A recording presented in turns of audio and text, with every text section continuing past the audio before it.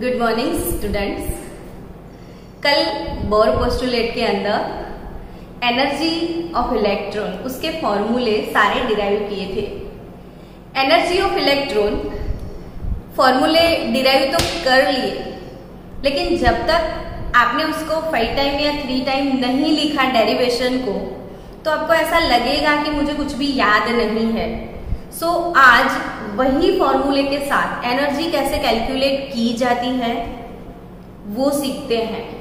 यहाँ पे जो बोर एटॉमिक मॉडल है उसकी जो पोस्टुलेट है उससे सबसे बड़ा फायदा ये है कि हम इलेक्ट्रॉन की एनर्जी कैलकुलेट कर सकते हैं, इलेक्ट्रॉन का एंगुलर मोमेंटम कैलकुलेट कर सकते हैं, इलेक्ट्रॉन की वेलोसिटी कैलकुलेट कर सकते हैं और जो भी बोर ऑर्बिट्स है उनके रेडियस भी कैलकुलेट कर सकते हैं।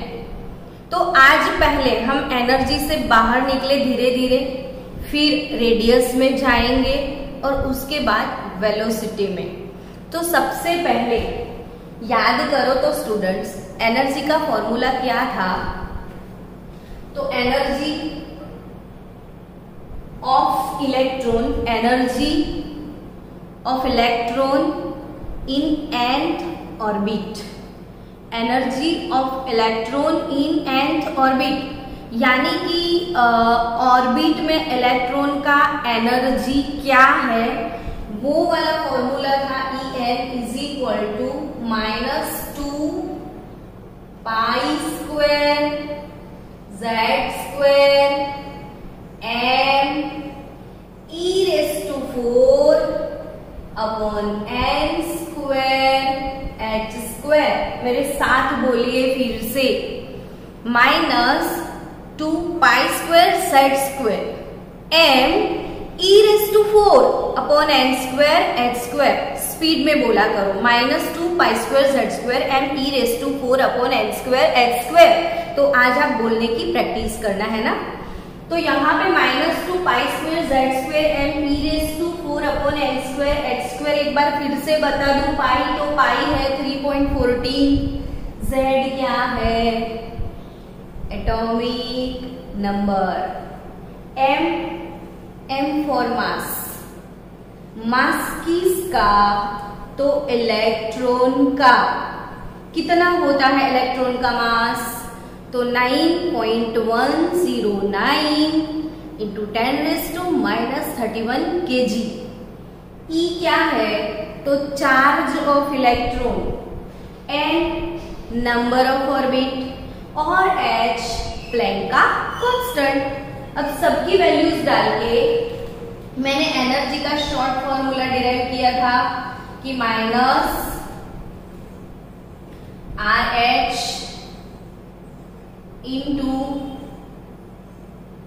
z square upon n square. तो ये हो गया अपना शॉर्ट एनर्जी का फॉर्मूला। What is RH? तो it is nothing but Rydberg constant, Rydberg constant. तो यहाँ पे R क्या है बच्चों? रीडबर्ग कांस्टेंट है। उसका जूल वैल्यू 2.18 इंटू 10⁻⁻18 जूल पर एटम। तो यहाँ पे रीडबर्ग कांस्टेंट का वैल्यू है 2.18 इंटू 10⁻⁻18 जूल पर एटम। अब ये फॉर्मूला की थोड़ी प्रैक्टिस करेंगे ताकि आपको फॉर्मूला मेमोराइज हो जाए। अब आपको क्वेश्चन पूछ लिया किसी ने कि calculate energy of Bohr first, second, third, fourth, fifth orbit for hydrogen atom. चलो आपके पास यहाँ पे क्वेश्चन है कि calculate energy of Bohr first, second, third, fourth, fifth orbit for hydrogen atom. तो यहाँ पे हाइड्रोजन एटम की फर्स्ट ऑर्बिट का मुझे एनर्जी कैलकुलेट करना है। तो first orbital energy E1 is equal to -RH। अब Z क्या है? Atomic number. N क्या है? Number of orbit.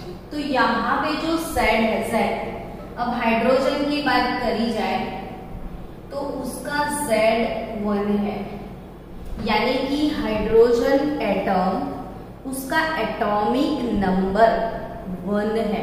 Hydrogen atom का एटॉमिक नंबर 1 है। So guys Z is equal to 1 here and what is N? तो यहाँ पे मैंने फर्स्ट ऑर्बिट का E1 लिखा है ना, तो यहाँ पे Z का वैल्यू भी 1 है, N का वैल्यू भी 1 है। So energy of first orbit it is -RH only, यानी कि -2.18 इंटू 10⁻18 जूल। तो फर्स्ट ऑर्बिट का एनर्जी इतना है। सेकेंड लेवल का एनर्जी कितना है वो देखते हैं। स्क्रीन पर चलो। तो यहाँ पे -RH सेकेंड लेवल की मैं बात कर रही हूँ। तो Z एटॉमिक नंबर Z जो कि है 1 हो गया, तो 1 का स्क्वायर। N क्या है? तो नंबर ऑफ ऑर्बिट। यहाँ पे सेकेंड लेवल है तो RH 2 स्क्वायर, यानी कि एनर्जी ऑफ सेकेंड ऑर्बिट क्या होगी? तो -RH डिवाइडेड बाय 4। फिर तो आप कैलकुलेटर से कर सकते हो कि 2.18 इंटू 10⁻18 डिवाइडेड बाय 4 करके उसका वैल्यू आप लिख सकते हो, या ऐसे ही लिख सकते हो कि -RH/4। तो यहाँ पे थर्ड ऑर्बिट का एनर्जी लेवल क्या है? तो थर्ड ऑर्बिट के लिए एनर्जी लेवल है -RH/9। कैसे? तो कि ऑर्बिट थर्ड है तो 3 का स्क्वायर लिखना पड़ेगा ना, तो यहाँ पे वो हो जाएगा -RH/9। E4 क्या है? तो -RH/4 स्क्वायर, यानी कि -RH/16। E5 लेवल क्या है? तो -RH/5 स्क्वायर, यानी कि -RH/25। तो यहाँ पे E3, E4, E5, E1, E2 ऐसे कैलकुलेट कर सकते हो आप। अब नेक्स्ट,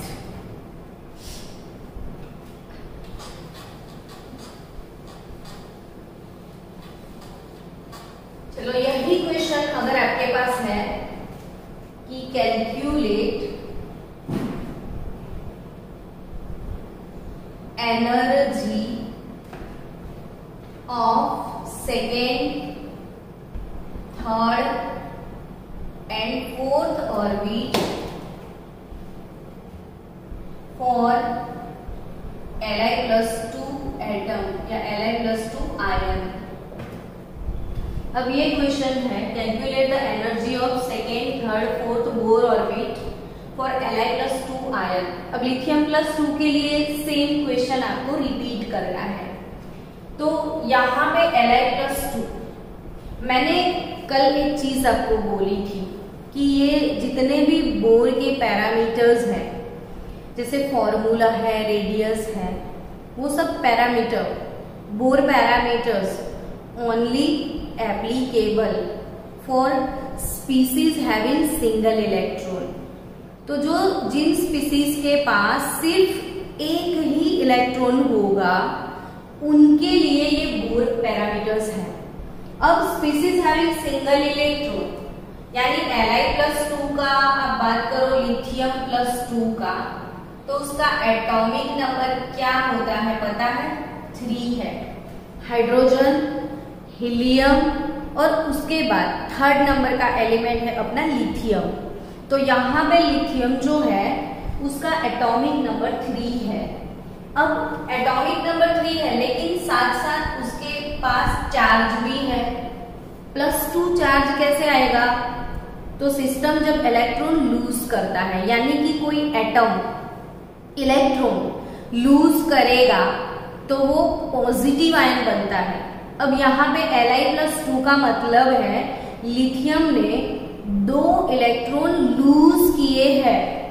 अब इसके पास थे 3, कर दिए लूज 2, तो बचा सिर्फ 1। तो लिथियम के पास एक ही इलेक्ट्रॉन बचता है यहाँ पे। तो यहाँ पे सिर्फ सिंगल इलेक्ट्रॉन लिथियम के पास है।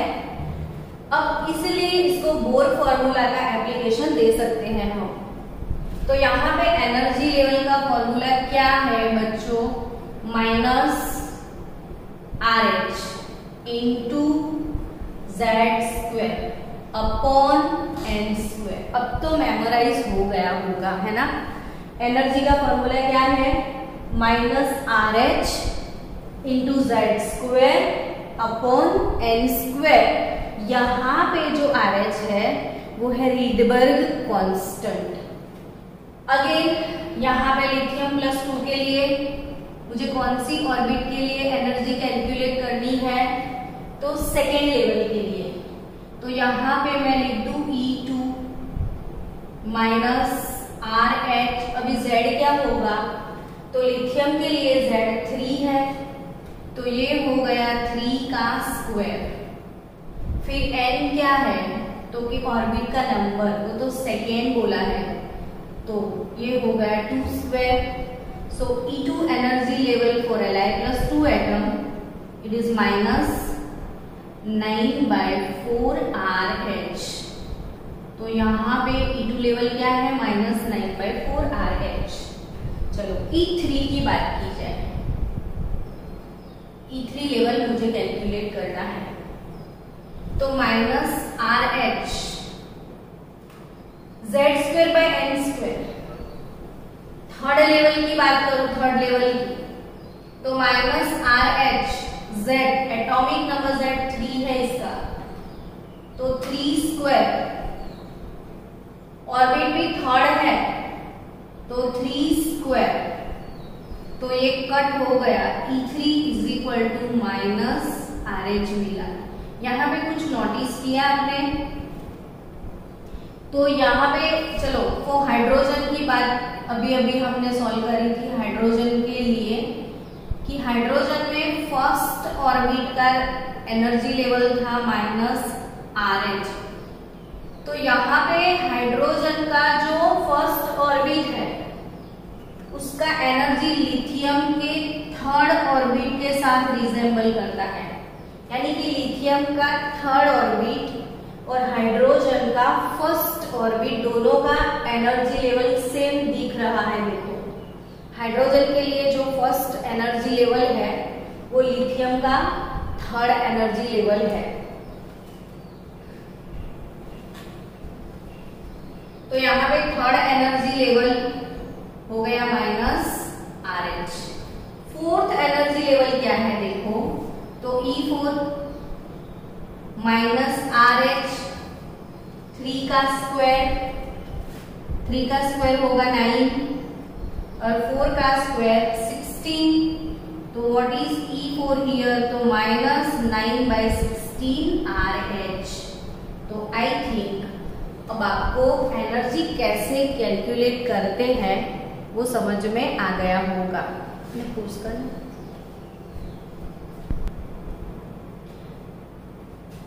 यहाँ पे एक प्रॉब्लम लिखा हुआ है स्टूडेंट्स कि the ratio of difference in energy between the first and the second Bohr orbit is to that between the second and the third orbit is what. तो ऐसे क्वेश्चन एग्जाम में आएंगे कॉम्पिटिटिव में, तो ये कैसे क्रैक करते हैं वो देखो। कि the ratio of difference in energy, आपको क्या कैलकुलेट करना है, the ratio of difference in energy between the first and the second. First and second, देखो फर्स्ट ऑर्बिट का energy, for first orbit energy E1 होगा, for second orbit energy level E2 होगा, and for third orbit energy level E3 होगा, है ना। तो यहाँ पे फर्स्ट सेकेंड थर्ड का एनर्जी लेवल आपको पता है E1 E2 E3। इसने किन के बीच में रेशियो कैलकुलेट करने के लिए बोल दिया है, तो the first and second Bohr orbit, first and second, the first and second Bohr orbit is to that between the second and third orbit.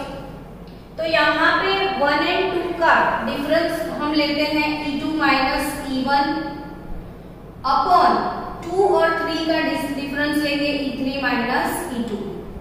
तो इन दोनों का रेशियो हमको कैलकुलेट करना है, E2 minus E1 upon E3 minus E2।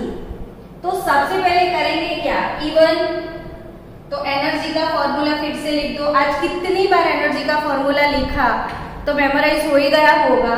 अब बोलो आप मन में कि कौन सा फॉर्मूला था, तो RH into N square, sorry RH into Z square upon N square.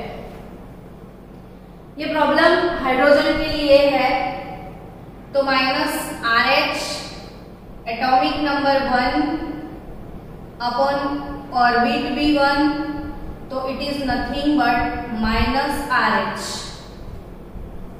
For E1। Now for what about E2, तो RH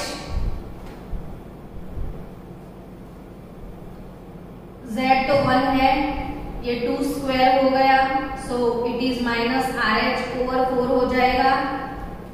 और E3 लेवल क्या होगा, तो minus RH 1 upon 3 square, so minus RH by 9 होगा। अब ये सबका एनर्जी वैल्यू पता चल गया आपको। अब आपको क्या करना है, E2 minus E1 upon E3 minus E2। So यहाँ पे minus RH upon 4 minus RH, तो माइनस माइनस प्लस हो जाएगा ना। फिर E3 माइनस E2, तो minus RH upon 9 plus RH by 4। आपको लग रहा है ना, सबके RH हटा दो, इनके RH कॉमन, इनके RH कॉमन, RH कैंसल, तो यहाँ पे 1 माइनस 1 बाय 4 मिलेगा ना आपको, RH निकल गया, तो माइनस 1 ओवर 4 प्लस 1 यानी कि 1 माइनस 1 बाय 4। और यहाँ पे भी RH निकल गया, तो 1 बाय 4 माइनस 1 बाय 9 होगा। अब मैथ्स का एप्लीकेशन है और कुछ भी नहीं है, तो मैथमेटिकल LCM आपका 4 निकलेगा, LCM 4, तो इन दोनों के बीच का LCM 4 है, तो 4 माइनस 1 हो गया ना, 4 माइनस 1 अपॉन 4। अब इसका क्या होगा, तो इसका LCM 9 इंटू 4 36 होगा, यानी कि यहाँ पे 9 और यहाँ पे 4, तो 9 माइनस 4, 9 माइनस 4 अपॉन 36, ये ऊपर आ जाएगा 36 आपका। तो अब कैलकुलेशन बनता क्या है, तो 4 माइनस 1 यानी कि 3 इंटू 36 अपॉन 4 और यहाँ पे 5, तो 4 इंटू 9 27 डिवाइडेड बाय 5 है ऐसा कोई ऑप्शन, तो option D is the correct answer here. So 27 by 5 आया समझ में। तो ये हो गई एनर्जी की बात, काफी प्रैक्टिस एनर्जी की हो गई। अब नेक्स्ट फॉर्मूला में हम चलते हैं। तो अपना नेक्स्ट फॉर्मूला है रेडियस का और वेलोसिटी के लिए, रेडियस और वेलोसिटी के लिए। तो यहाँ पे रेडियस क्या है, इलेक्ट्रॉन का रेडियस क्या है, तो आपको रेडियस का जो फॉर्मूला है वो डेरिवेशन आपके सिलेबस में नहीं आता है। सारे फॉर्मूले के डेरिवेशन आपको फिजिक्स में 12th स्टैंडर्ड में 4th पार्ट में आने वाले हैं। लेकिन फिर भी अगर कहीं कहीं किसी बच्चे को लगता है कि ये कहाँ से फॉर्मूले आए, तो मैं इसीलिए आपको सिखा रही हूँ। नहीं आता है डेरिवेशन तो टेंशन मत करना, लेकिन कैसे फॉर्मूला बना वो समझ में आए तो वो काफी अच्छी बात होगी। अब स्टूडेंट्स, आपको एक बात पता है कि what is angular momentum. What is angular momentum तो सबको पता है, mvr is equal to nh upon 2π। mvr is equal to क्या, nh अपॉन 2π। तो v और r, आप v को ले लो तो nh अपॉन 2πmr ऐसा कुछ मिलेगा ना वेलोसिटी के लिए। तो यहाँ पे वेलोसिटी की बात करें तो nh अपॉन 2πmr सबको पता है, n का वैल्यू n क्या होता है तो orbit, h Planck constant, 2πmr यहाँ पे रेडियस का फॉर्मूला डाल दोगे। हेलो स्टूडेंट्स, आपको एंगुलर मोमेंटम पता है, mvr is equal to nh upon 2π। So यहाँ पे velocity of electron nh upon 2πmr हो जाएगा। अब आपको r का वैल्यू यहाँ पे इनपुट करना है, तो ऐसा करते हैं हम पहले रेडियस ऑफ बोर ऑर्बिट को कैलकुलेट करते हैं। रेडियस ऑफ बोर ऑर्बिट, तो वो कैसे कैलकुलेट करते हैं वो समझते हैं। चलो, ये है न्यूक्लियस जिसमें पॉजिटिव चार्ज है, और यहाँ पे होता है इलेक्ट्रॉन जिसका चार्ज नेगेटिव है। अब सबको पता है कि पॉजिटिव और नेगेटिव चार्ज, सपोज ये सेंटर का पॉजिटिव चार्ज, समझो कि ये पॉजिटिव चार्ज है Q1 और ये नेगेटिव चार्ज है Q2। तो ये वाले चार्ज पॉजिटिव और नेगेटिव के बीच में एक अट्रैक्शन होता है। अब वो अट्रैक्शन फोर्स कौन सा, कैसे कैलकुलेट किया जाए, तो इन दोनों चार्ज के बीच में जो डिस्टेंस है उसको रेडियस r बोलते हैं। तो ये कैसे कैलकुलेट किया जाता है, तो ये force of attraction F is equal to K, charge of this cation, charge of this anion, K Q1 Q2 upon r square. ये वाले फॉर्मूला से हम फोर्स, कूलॉम्बिक फोर्स कैलकुलेट कर सकते हैं। मैं फिर से समझा दूं कि ये दो ऑपोजिट चार्ज है। अब सबको पता है कि ऑपोजिट चार्जेस के बीच में अट्रैक्शन होता है, तो वो जो अट्रैक्शन फोर्स है उसको हम कूलॉम्बिक फोर्स बोलते हैं। तो वो कूलॉम्बिक फोर्स F, फोर्स यानी F। तो फोर्स F कैसे कैलकुलेट किया जाता है, तो K Q1 Q2 upon r square से। तो यहाँ पे न्यूक्लियस के अंदर पॉजिटिव फोर्स है, पॉजिटिव चार्ज है, यहाँ पे नेगेटिव चार्ज है, और न्यूक्लियस का जो चार्ज है पॉजिटिव उसको Z इफेक्टिव, ये एटॉमिक नंबर है। आपको पता है कि इसमें जितने प्रोटॉन होंगे उतना पॉजिटिव चार्ज होगा, और नंबर ऑफ प्रोटॉन को हम एटॉमिक नंबर बोलते हैं। नंबर ऑफ प्रोटॉन को क्या बोलते हैं बच्चों, हम एटॉमिक नंबर, और एटॉमिक नंबर का सिंबल है Z। तो इसको, ये वाले चार्ज को हम बोलेंगे Z इफेक्टिव। और ये है इलेक्ट्रॉन का चार्ज E। सबको पता है ना, इलेक्ट्रॉन के चार्ज को हम E बोलते हैं। तो यहाँ पे what is the force of attraction, इन दोनों के बीच में जो फोर्स है वो फोर्स कितना, तो K Z E into E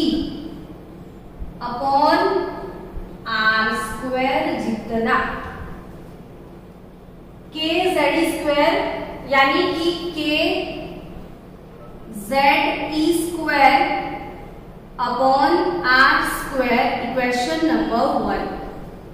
hello everyone, फिर से देखो, नहीं समझ में आता तो ये न्यूक्लियस का चार्ज है जेड इफेक्टिव, यहाँ पे इलेक्ट्रॉन के ऊपर चार्ज है ई, और दोनों के बीच का जो ऑपोजिट चार्ज के लिए अट्रैक्शन है उसको कूलम्बिक फोर्स F बोलेंगे, और वो कितना, तो K कांस्टेंट है, Zd into E upon R square जितना। अब आपको पता है कि इलेक्ट्रॉन जो है वो सर्कुलर पाथ पे मूव करता है, सर्कुलर पाथ पे ऐसे ऐसे ऐसे ऐसे ऐसे उसको रोटेट करना है, तो उसको सेंट्रीफ्यूगल फोर्स, ये सेंटर से आप ऐसे रोटेट करोगे तो उसको सेंट्रीफ्यूगल फोर्स लगता है। इलेक्ट्रॉन के ऊपर कौन सा फोर्स लगता है बच्चों, सेंट्रीफ्यूगल फोर्स, और इसका इलेक्ट्रॉन का सेंट्रीफ्यूगल फोर्स जो है वो है mv square upon R, equation number 2। ये सेंट्रीफ्यूगल फोर्स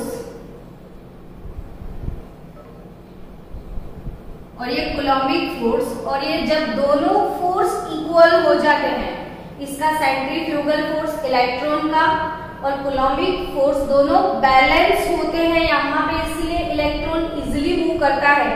अब दोनों अगर बैलेंस है तो मैं दोनों को कंपेयर कर लूं, K Z square upon R square is equal to M V square by R होगा। तो यहाँ पे K Z square upon R square, K Z square upon R square is equal to M V square by are.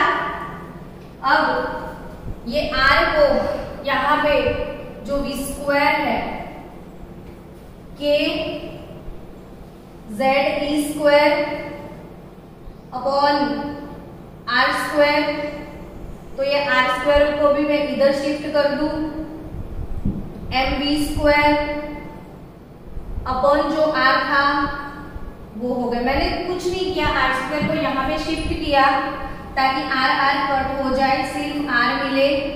तो are का value है K Z E square upon M, और ये we square का वैल्यू यहाँ पे डाल दें, ये रहा वी स्क्वायर का वैल्यू, वी का वैल्यू मैं यहाँ पे डाल दूं, तो N square H square upon 2, N square upon वाला ऊपर डाल दूं तो 4 पाई स्क्वायर एम स्क्वायर और आर स्क्वायर हो गया वापिस से।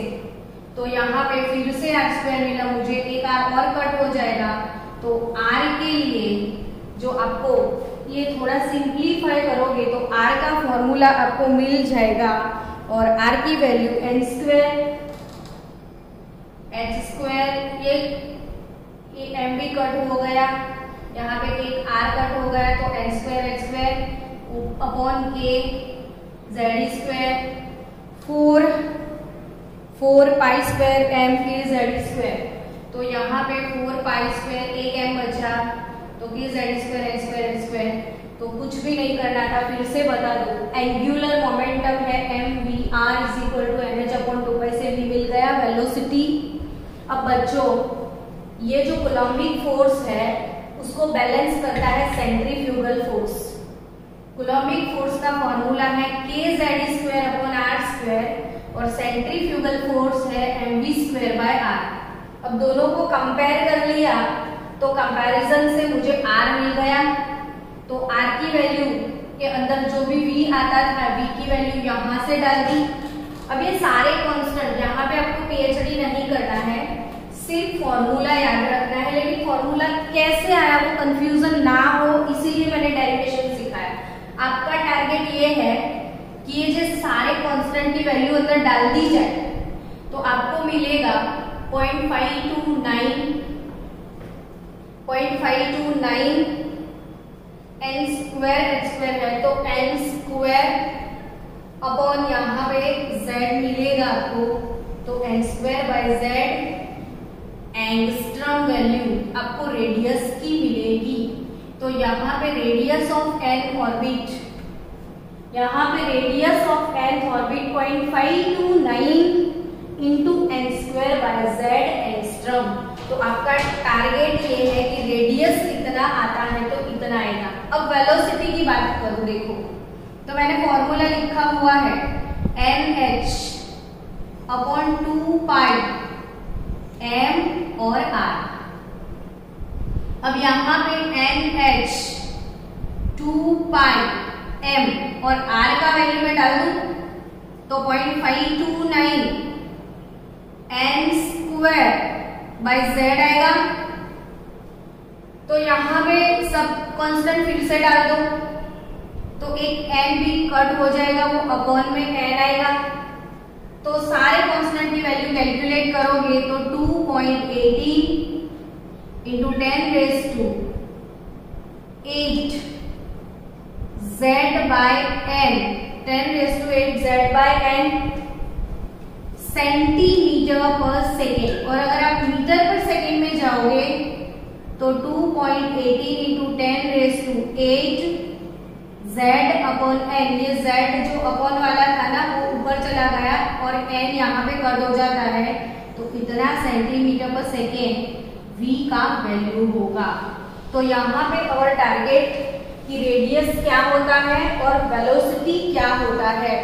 तो रेडियस का फॉर्मूला और वेलोसिटी का फॉर्मूला तो ओवरऑल अब कल के लेक्चर में मैं आपको वापस से तीनों फॉर्मूला एक साथ लिखवा दूंगी ताकि और भी अच्छे से प्रिपेयर हो जाए। अब